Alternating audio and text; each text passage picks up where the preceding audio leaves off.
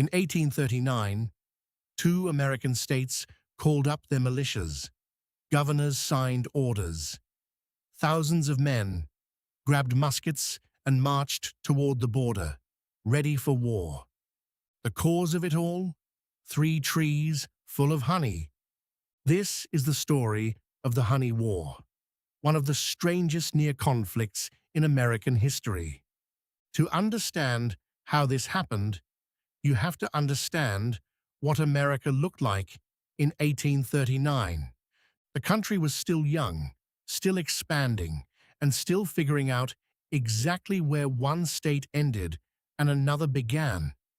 Missouri had joined the Union back in 1821. To its north lay the Iowa Territory, not yet a state, but filling up fast with settlers chasing cheap land and a fresh start. Borders in this era weren't drawn with satellites or precise surveys.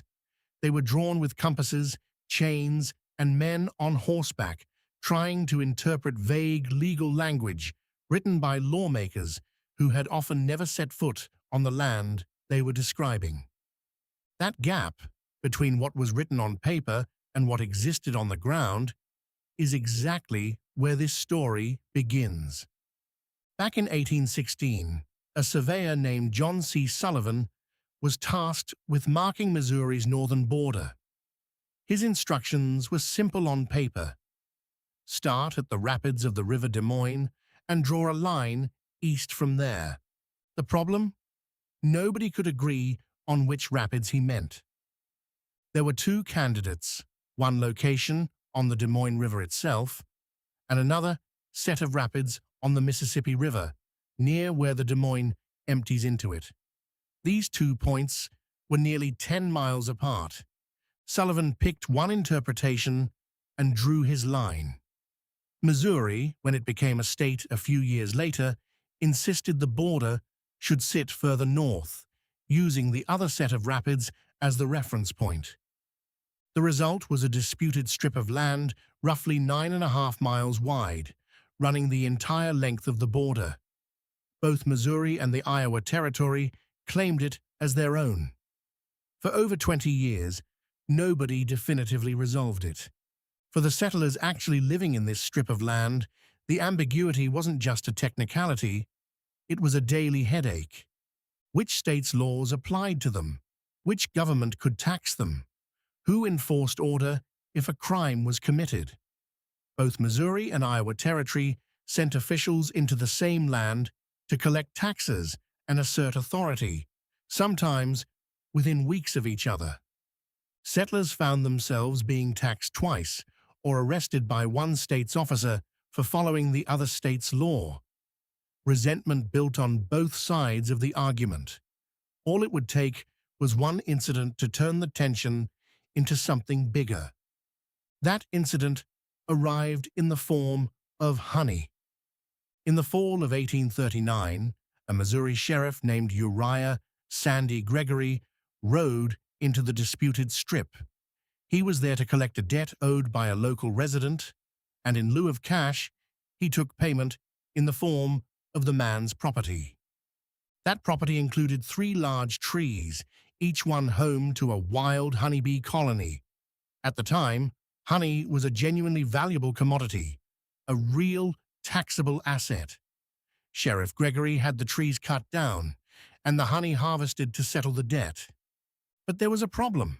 Gregory was acting under Missouri's authority on land that Iowa considered its own.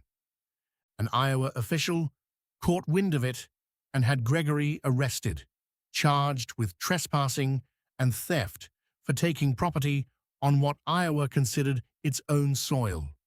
Word of the arrest spread quickly, and in the tinderbox atmosphere of the border dispute, this was the spark. Missouri's governor, Lilburn Boggs, the same governor who, the year before, had issued the infamous order expelling Mormon settlers from the state, was not going to let this slide. Boggs treated the arrest as an act of aggression against Missouri's sovereignty. He called up the state militia. Estimates suggest somewhere between 2 and 2,500 men were mobilized and ordered toward the disputed border. Iowa's acting governor, Robert Lucas, wasn't about to back down either. He mobilized a militia force of his own to match Missouri's numbers. Newspapers on both sides ran dramatic headlines. Some accounts from the time joked that men signed up as much for the adventure and the free provisions as out of any real desire to fight. But on paper, this was now a mobilized, armed standoff between two American governments. Thousands of men began marching toward a borderline that, ironically, nobody could even precisely agree on. Here's where the story takes its strangest turn. Despite thousands of armed men converging on the same stretch of land, not a single shot was ever fired. Accounts from soldiers on both sides paint a picture less like a war and more like an awkward camping trip. Supplies ran short, units grumbled about the cold and the lack of proper food. Some soldiers reportedly spent more time trading jokes across the line than preparing to fight. One popular account claims a Missouri unit ran out of food, and their solution wasn't to attack. It was to send a delegation asking Iowa's forces for something to eat. Whether every detail of these stories is exactly accurate or slightly exaggerated by history, the core truth holds.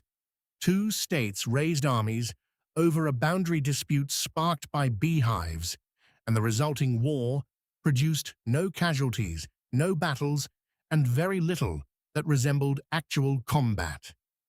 As the standoff dragged on without violence, cooler heads on both sides began to intervene. Officials realized that an actual armed conflict between two American governments over a border dispute and some cut-down beehives would be a national embarrassment, not to mention entirely avoidable. Negotiators worked to de-escalate the situation, and eventually both governors agreed to stand down their militias. Instead of settling the dispute through force, the matter was referred upward, first debated in Congress, and ultimately steered toward resolution through the American legal system rather than the battlefield. The armies that had marched toward each other went home without ever engaging. The border dispute didn't just disappear after the militias stood down, it lingered for another decade. Finally, in 1849, the case reached the United States Supreme Court. In the case of Missouri versus Iowa, the court ruled on the true location of the boundary, drawing on the original 1816 survey and settling once and for all exactly where Missouri ended and Iowa began.